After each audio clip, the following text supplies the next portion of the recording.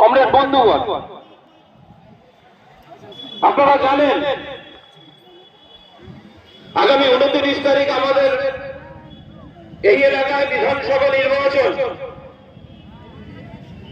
এই নির্বাচনকে সামনে রেখে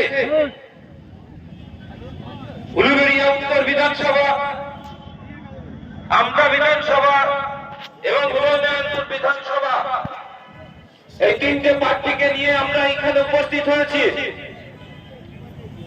আমাদের এখানে যারা উপস্থিত হয়েছেন এই মাঠে, যতদূর আমাদের মাইকের আওয়াজ যাচ্ছে, পথে চলতি মানুষ, অটো, টোটো, যানবাহন চালকদের কাছে আমি আমার পার্টি ফরওয়ার্ড ব্লকের পক্ষ থেকে অভিনন্দন জানাই।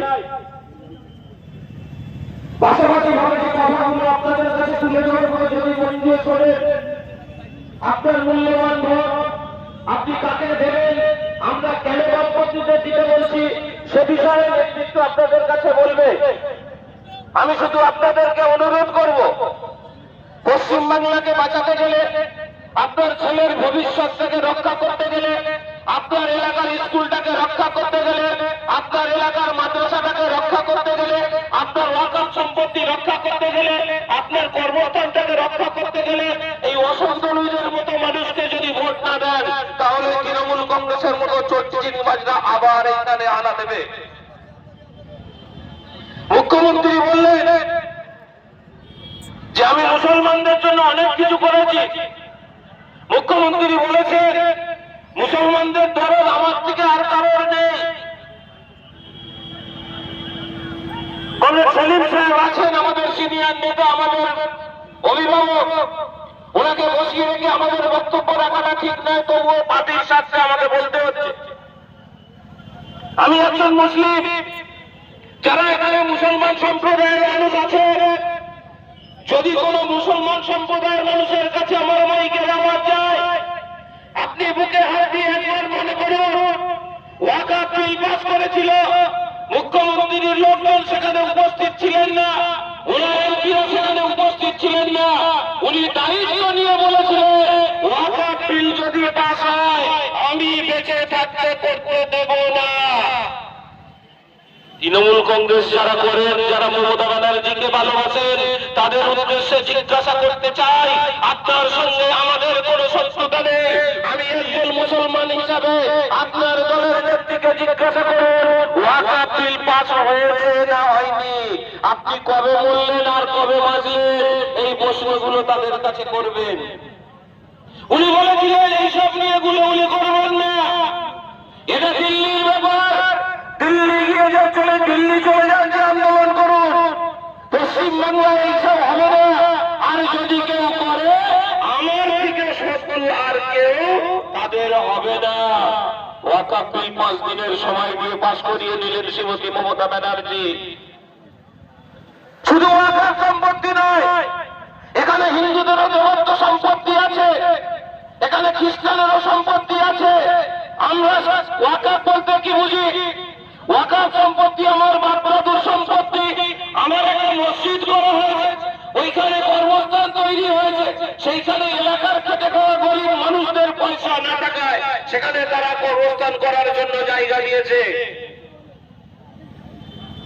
ওয়াকফ সম্পত্তির 75% কলকাতায় আছে, যে জায়গার উপরে মমতা ব্যানার্জির ভাইপোর বিল্ডিং তৈরি হয়েছে।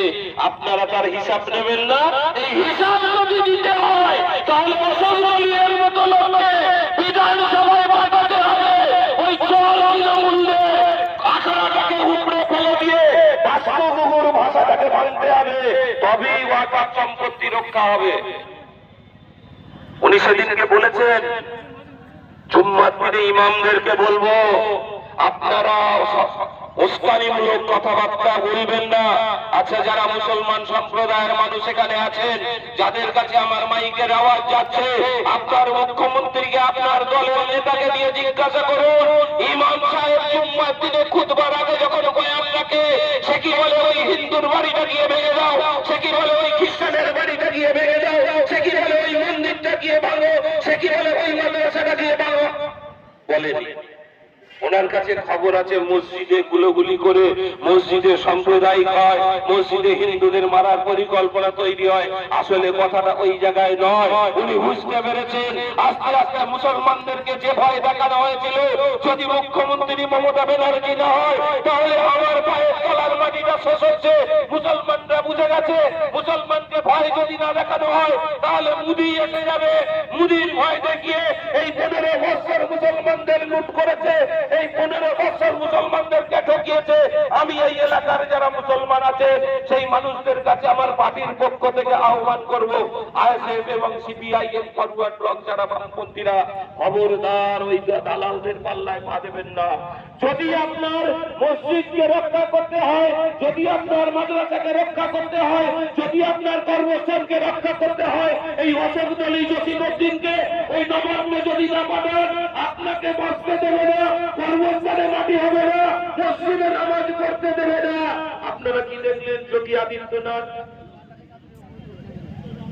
কারণ 40 থেকে 42টা এমএলএ দাঁড়িয়েছে এই আরএসএস এর। দেখলেন না ডক্টরের তিনি মন্ত্রী ছিলেন, জলমন্ত্রী নাকি পুলিশ মন্ত্রী আমি জানি না, উনি আজকে কোথায় ছিলেন তারপরে আবার এসে দাঁড়িয়েছেন তৃণমূলে। এদের দল পাল্টাতে পাল্টাতে তৃণমূলরা যা করেছে আসলে এরা ভাবটাও পাল্টাতে। শুভেন্দু অধিকারী বললে আপনি শুনলেন না, আমার বাপ হচ্ছে নরেন্দ্র মোদী, আমি নরেন্দ্র মোদীর ছেলে। এরা যদি ভাব পাল্টায় তাহলে ধর্ম পাল্টাতে দেরি নেই। এদের কাছ থেকে সতর্ক হওয়ার জন্য আমি বামফ্রন্টের পক্ষ থেকে এই এলাকার মানুষের কাছে আহ্বান করব।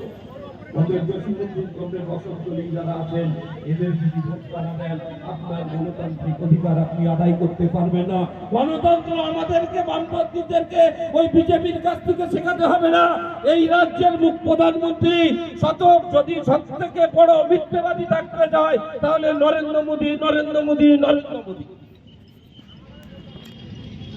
কেন বললাম যে নরেন্দ্র মোদী বলেছিল? আপনাদের অভিযোগ কি? আপনারা কি চাইছেন? ইয়ং ছেলেরা বলেছিল আমাদের খেতে দাও, আমাদের কাজ দাও, আমাদের